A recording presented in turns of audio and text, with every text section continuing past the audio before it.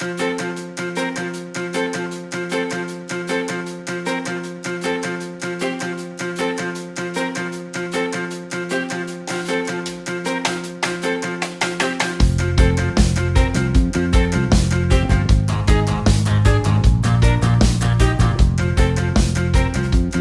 morning, everybody. Welcome. It's episode 3 of Osprey Observer TV. I'm your host, Johnny Torres. With me, as always, editor-in-chief of the Osprey Observer, Marie Gilmore. Hello, Marie.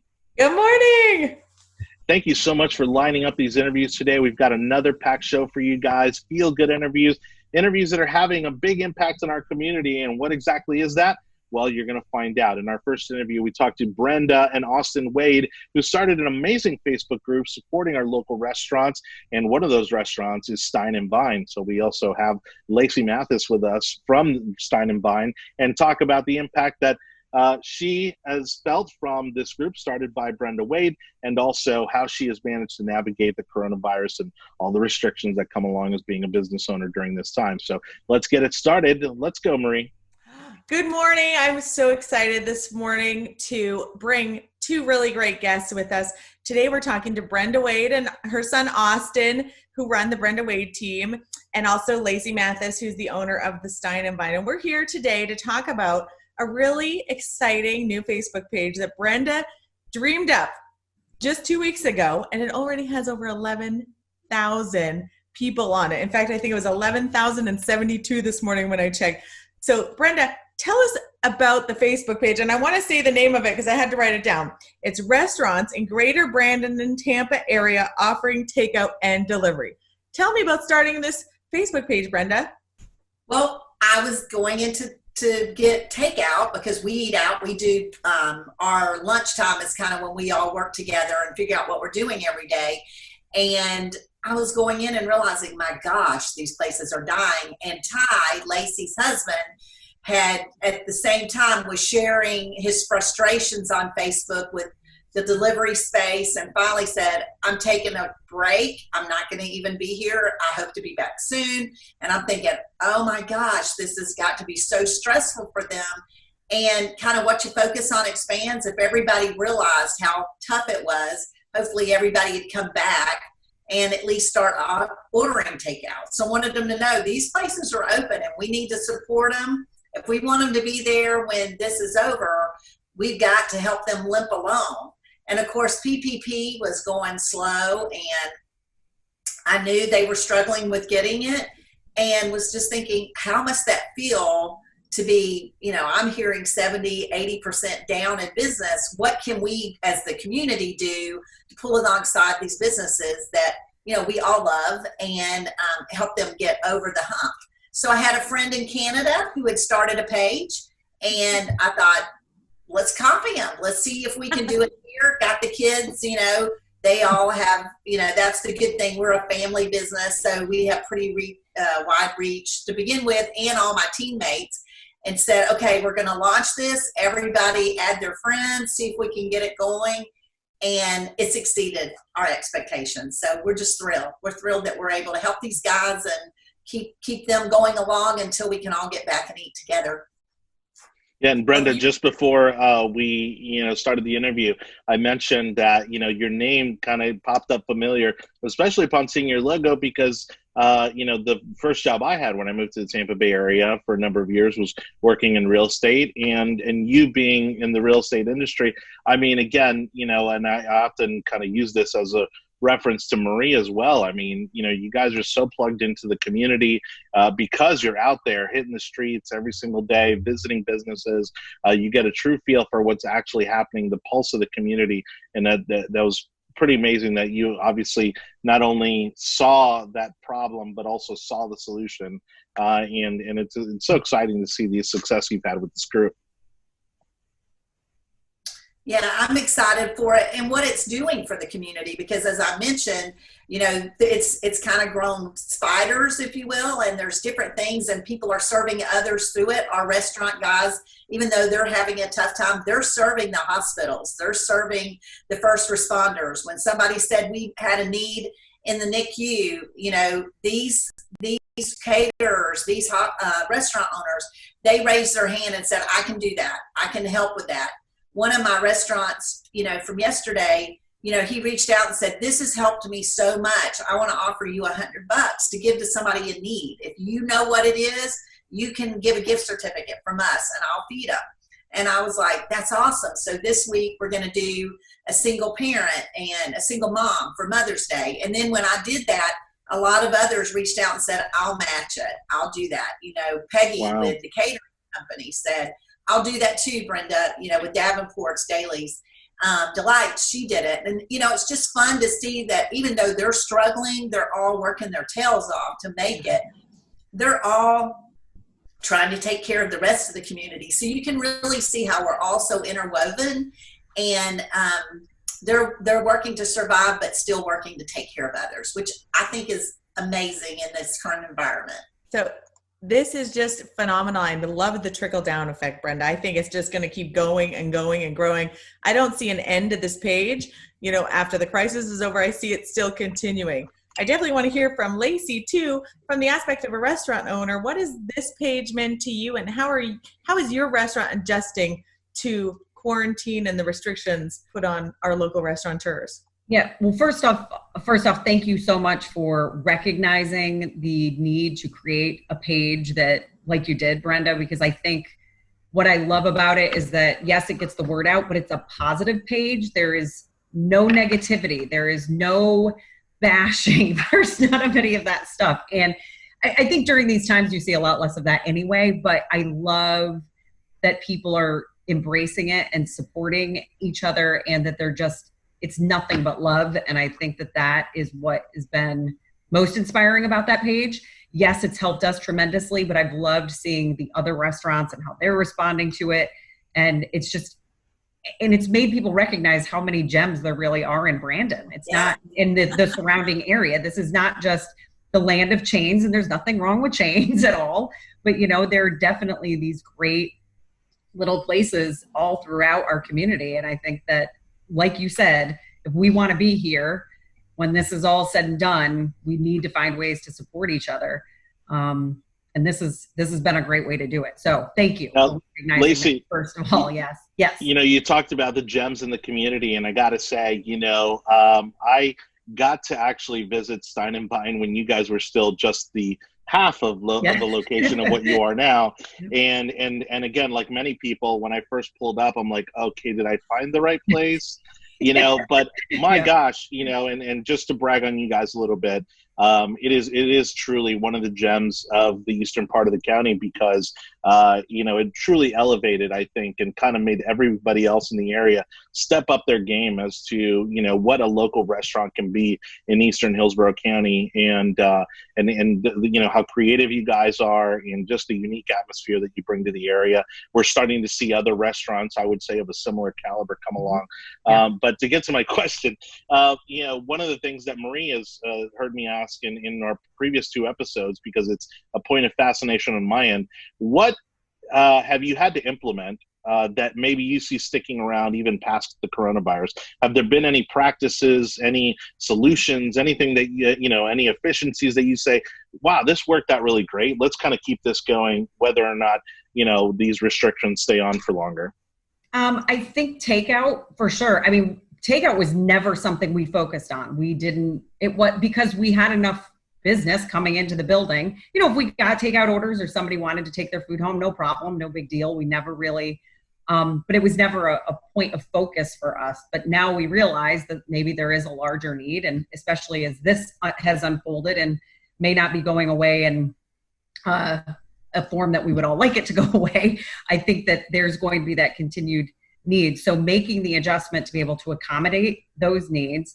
And this week will be a true test. I think making the adjustment to takeout was difficult more from a staffing perspective, because we went from, as Brenda recognized, down to about 20% of our business from, so we lost about 80% of our business overnight.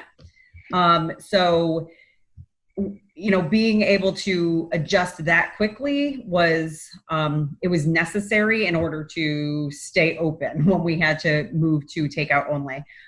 Throughout the last several weeks, we've determined what makes sense as far as being honest with customers about wait times when they're calling to place those orders. You may wait an hour for your food, but you know what? I look at that, and whether you're picking it up or you're getting it delivered, your wait time is probably going to be similar, no matter, even if you're using a third party to come pick that food up. So, you know, it's just being honest and making adjustments and letting people know how long it's going to be before their food is. That's going to be that was probably the biggest thing we had to make an adjustment to.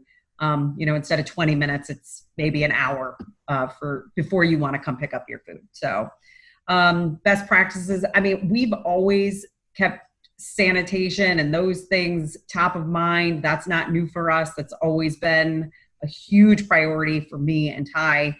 We are very particular about those things. We obviously are just stepping it up even more and making it even more of a priority and a focus. And now this week will be a test with introducing 22 people into our restaurant for dining, because that's what we're allowed to do, our 25% capacity. We're basically going back to the old, you know, remember the original side? We're going to keep that side primarily for all of our takeout orders, but the new side, as we like to call it, or more pub, as we like to call it, that is the side that we're going to be utilizing for seating. So that will be 22 people. So it's kind of going back to the original size of the Stein and Vine. So it's going to be an interesting week, and twining that with the takeout will definitely be an adjustment for us. But one of the reasons we're taking a slow and steady approach to it as well, because we want to make sure the people who have chosen to come dine in are taken care of, and the people are still would prefer takeout or couldn't get a reservation. We want to make sure that they're taken care of as well, as quickly as possible. You guys have done a really phenomenal job. And I really love the idea that one side will be for the dine-ins and then one side for the takeouts and curbside takeaways. So actually the way your restaurant is set up is sort of ideal for this situation. Yeah, I mean, in a really strange way it is. It's like not a lot of people have the ability to do what we're doing. We've got 2 doors. One will be for the door that you enter when you come for your reservation, and the other door will be kept exclusively for people who are coming to get their takeout. We have the ability to bring some people back. So we'll have a hostess set up out front to greet you. And if it's for takeout, it's like, okay, please step over here. If it's for a dine-in, please step over here, and we'll come get you in just a minute to take you inside to your seat. Great. And we have a couple more minutes left, because we want to make sure people are paying attention to our whole interview. And I want to come back to Brenda. Brenda, I know this has far surpassed your expectations for what you could have dreamed this page could become. What has been most surprising in the last 2 weeks to you, launching from, you know, starting a Facebook page with 1 and then growing all the way to over 11,000? And I think this is exponentially just going to continue to be a resource for our community far beyond the next 2 weeks. I can't even imagine what the next 2 weeks will bring for you. So, well, and I hope that it continues to help them, you know, and help our community, and that it'll spawn into other things. I was down at the beach this weekend, and I was thinking of food, and I thought, I wonder if they have a page like our page down at the beach, you know, because you're thinking, if you wanted something, where could you go to get it? And there's so much good food, as you mentioned. Austin originally found Stein and Vine because he lived close by and became a raving fan very early on. And then when Lacey and I bought a house we had listed, we felt like we were in touch with famous people, because they become part of our community, right? And we want them to continue. And I love on the page how the owners are chatting back and forth. You'll see, well, we're going to do this, and that's what we're going to do too. And you know, we've even said, wouldn't it be fun to do a taste of town? And so Austin's wife, Brittany's been thinking, how could we do something fun when this is over to celebrate? And all of these unique eateries that we have that are exclusive to our area, could we do something fun, even if it was a fundraiser or a celebration? And so we hope that the energy of loving on our business leaders in our community continues, because they do day in and day out. They're handing out a gift certificate to the school. You know, these are the people that sustain this community day in and day out. And, you know, it would be nice if we were breathing energy back to them and helping them thrive. Yeah. That would be our hope for it. And you asked about surprise. My big surprise has been how positive it has been. As Lacey said, we started to be a positive place where you worry it was 11,000 people. You're talking these negative reviews coming in, and it hasn't happened. People have been so positive. They supported our restaurant owners, and we appreciate that from the community. It's been fun to watch. Well, sorry, go ahead, Marie. This has been what's just been awesome about it is we need the feel goods right now. We need good news. We need the stories of, hope, of inspiration. And just like Brenda started with, I think it trickles down into other parts of our community that we're all saying, how can we help? How can we get involved? How can we engage? And it gives people that little spark of belonging. So, if we can support a local restaurant and dine out, we make a point in our family. We cook 5 days a week, which is all, been a lot of fun. I make every kid print out a recipe. We Instacart our order, we cook, and then twice a week we sit down and we dine out and shop and dine local, because that's who we need to support. One great post I saw on social media said, it's time for all those times you've gone out to the local businesses asking for donations for your kid's school and athletic team and Boy Scout troop to now turn around and go and support those businesses that have supported you for all these years. It's our turn, right? So I think it's just been a wonderful opportunity to get involved. I am really enjoying pictures and people's posts and finding out new things. I will tell you, there's several restaurants that are now on our list that we didn't know. There's hidden gems here. And this is giving us a chance to put them at the forefront. So Brenda, Austin, Lacey, I want to thank you so much for being with us, for doing what you do. Absolutely. Thank you. Brenda and Austin for starting that page that I think is going to just continue on in our community far, far beyond the COVID-19 crisis. And Lacey, we'll be there. We'll be there to support Stein and Vine. We appreciate it. And we are here to support you guys. If there's things that you need from us, we will certainly do everything we can throughout this process to help. Brenda, I'll reach out because I'm inspired knowing that other people have been able to contribute more, and we would like to be able to do that as well. So I'll let you know what we can do this week, because we'd love to be able to support the page. And I love the idea that you're supporting.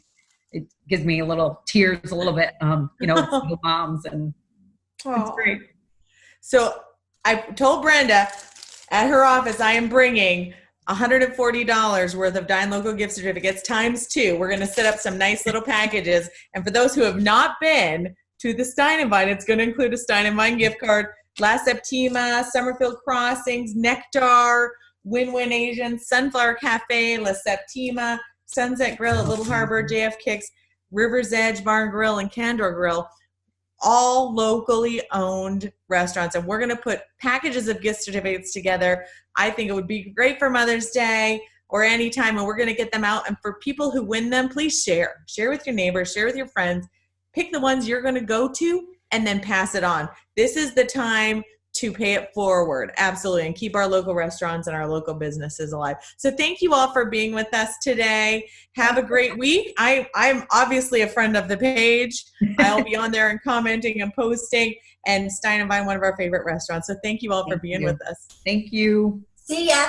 Take care. We'll see you soon. Yeah. Well, and again, if you didn't get enough feel-good vibes off of that story, then this one, is just going to put you over the top, because a lot of people have been wondering, why is the Oscar Meyer Weinermobile hanging out in FishHawk Ranch? Well, we've solved that mystery. We put Marie Gilmore and her team on the case, and now we're going to get to talk to Tyler Peterson, Hotdogger for Oscar Meyer Weiner and driver of the Weinermobile.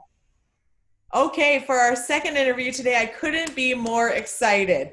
We actually just did a story in the most recent Bloomingdale FishHawk edition of a really neat person who's quarantining here in Florida with us, and it's Tyler Peterson. He is here in FishHawk Ranch, live and in person in the Oscar Meyer Weinermobile. He is a Hotdogger, and we're so glad to have you on the show, Tyler. So tell us, what is it like to be in such a famous vehicle that everybody takes pictures of and wants to put on Facebook? Oh, it is the most amazing thing in the world. I mean, I get to drive around an American Icon, a 27-foot-long hot dog on wheels. And I get to carry on this legacy that's been set up since 1936. So it's just an honor and privilege, and it's a lot of fun. Well, I mean, honestly, it's got to be right up there with I mean, I don't know, maybe being Miss America or something like that. I mean, it's like, I mean, I can't imagine. I mean, I know there's a few of these vehicles around the country, but the number of people that have had this opportunity like you have has got to be pretty small, right? Absolutely. So there have actually been less people in space, or rather there have been more people in space than there have been Oscar Meyer Hotdoggers. Wow. So wow. It's pretty awesome. They only choose 12 a year. Yeah. And then let's get a little bit into your background first, which is, how did this happen? How do you get such an amazing opportunity like this? Yeah, I was in my final year of grad school at the University of Florida, and I just finished up with my Master's of Science in Business Management. And I was kind of looking for like the next big step, but I didn't really know what I wanted to do. And I saw a article about becoming a Hotdogger, and I just said, yes, that is exactly what I want to do with my next year. I want to drive a hot dog around the country. And so I reached out, did some interviews, and I was blessed enough to get chosen. And honestly, it's just been a real blast.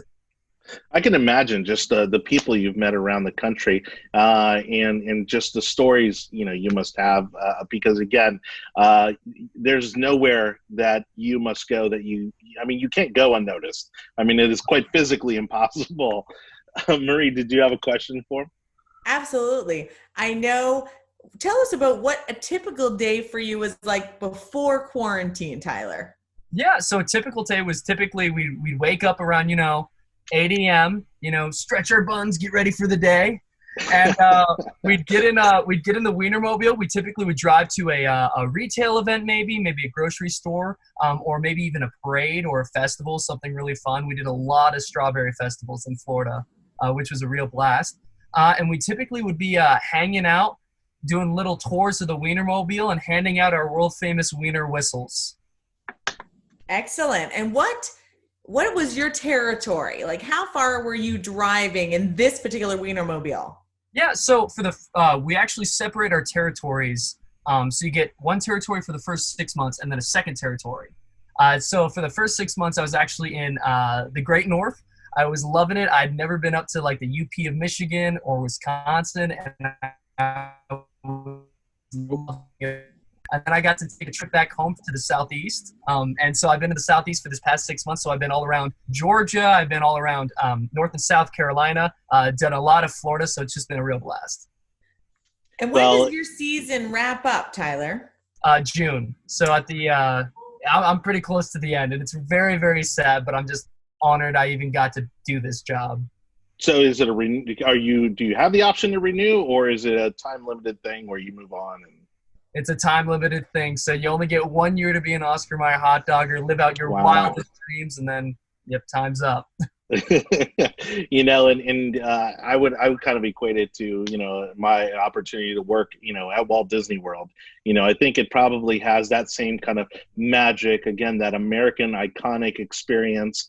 And so let's get into the hard-hitting question, which is, what do you put on your hot dog? Oh, I didn't expect you to grill me with these questions. I would definitely say ketchup. I'm a classic ketchup kind of guy, and if I like to spice it up a little bit, I definitely will throw on some chili cheese. Nice. Very nice. And, again, we're so lucky to kind of have you in the area, have you in the community, because it certainly is one of those things, that when you see it, you can't help but smile. It just becomes the moment of your day that you start telling everybody about. And I can't tell you, before Marie and I got started on this project, how many times I'd seen on Facebook, they're like, what's the Weinermobile doing here? Like everybody, it was like the big mystery that everybody was trying to solve. So this week, I think, Tyler, you were gassing up, and people immediately started saying, oh no, the Weinermobile's gassing up. He's headed out of town.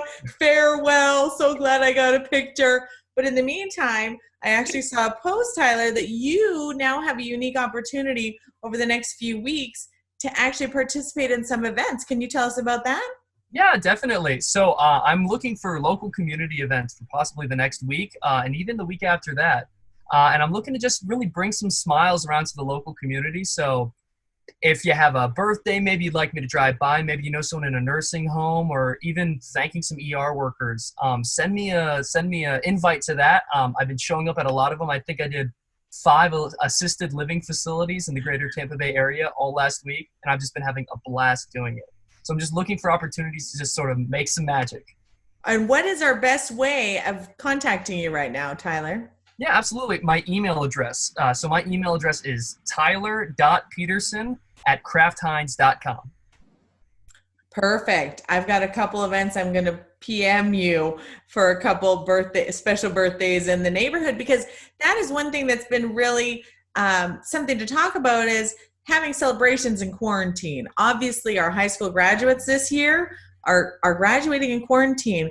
This is, a very special sort of rite of passage for them, and they're missing out a lot of their opportunities. So if there's an opportunity that we could just make it the icing on the cake by having the Hotdogger come by, there might be some great opportunities there. And also children's birthdays. Kids are so used to gathering with their friends. It's hard to do a children's birthday party over Zoom. So we participated in a birthday parade last week that had a bagpiper, and he piped out happy birthday. And I have never seen a bagpiper at a birthday party. So anything that's special and unique that can make it a nice memory for kids, we're trying to do, as many positive things as we can, despite the circumstances, right? So I love the fact that you'll be able to do some community events. I know Twin Creeks last week was one event, and I heard you were there to do the parade. And I think it was for a very special birthday. That's actually another story we're doing, a story on that, a YMCA athletic instructor who's retired. She just turned 85. I think that was the parade you did up the street at Twin Creeks Assisted Living, was for her. And up until a year ago, she was still teaching 10 classes at the YMCA per week. Wow. That is wild. Making these special moments is really just something you'll have memories for a lifetime from this 1-year experience. And what do you think is next for you, Tyler? What's in the horizon for July?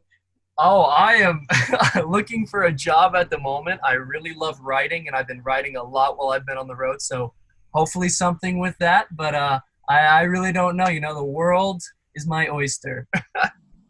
Absolutely. The world is your oyster. And did you have a co-pilot in your hot dog? Every hot dog is a signed partner.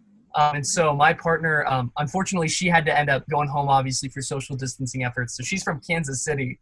So she drove home. And so I've been sort of stocked up all by myself in the Weinermobile lately.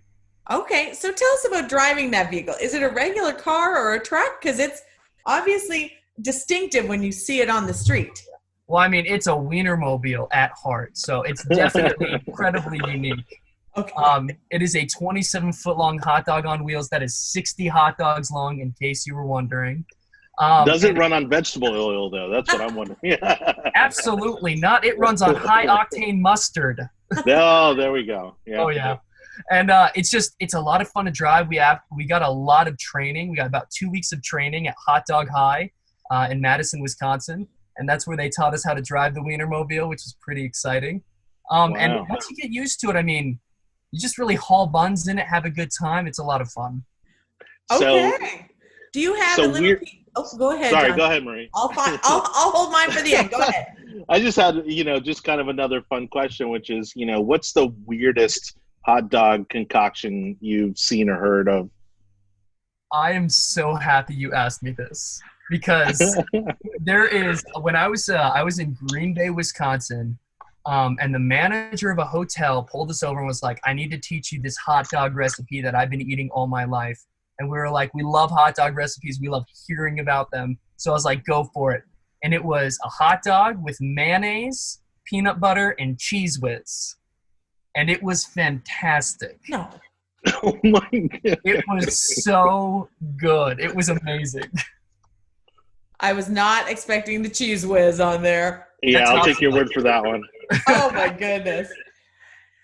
So, Tyler, as you're wrapping up your experience as a hot dogger, if you had a piece of advice for another college student looking for that unique 1-year opportunity, what tips could you give them to try to get this experience? Be yourself. Most importantly, matter-of-factly, be yourself, because that's what they're really looking for when they're hiring hot doggers. They're looking for people that can be genuinely themselves on camera during interviews, and just have a lot of fun with it too. Absolutely. Awesome. Well, we'll be sure to share your email address so that if people have events over the next couple of weeks, they can connect with you and hopefully get the Weinermobile out to a few more community events. Thank you so much for taking a few minutes today, Tyler, to be with us and tell people a little bit more about the Weinermobile. You know, when I see something unique in our community, I just have to find out what it's all about. So I really appreciate getting to know you, and have a great day. Thanks. Thanks, Tyler. Thanks. Bye, y'all. What an amazing episode this has been. Thank you once again to Brenda and Austin Wade for starting that amazing Facebook group. If you need more details on that or on Stein and Vine, make sure you visit ospreyobserver.com. And speaking of ospreyobserver.com, Marie, we are looking for more ways to share some good news with the community, talk about how the community is being impacted by the coronavirus. And as we reopen, what do they need to do? So absolutely, we're looking for those good news stories, just like the social media support, getting creative in the community, the Oscar Meyer Weinermobile. I mean, these are just feel-good stories, just the kind of news that we love to cover in the Osprey Observer, and we love news stories. Send them our way. Email me directly at editor@ospreyobserver.com. I would love to hear what good news is out there in the community, assign a reporter, and share it with our readers, and potentially even with you on another episode. So we love good news. Send it our way. Yeah, and thanks again to Tyler Peterson as well from Oscar Meyer and the Oscar Meyer Weinermobile. On that note, I am quite hungry, so I think we're going to call it a wrap for episode 3. Say goodbye, Marie. Bye. See you next time.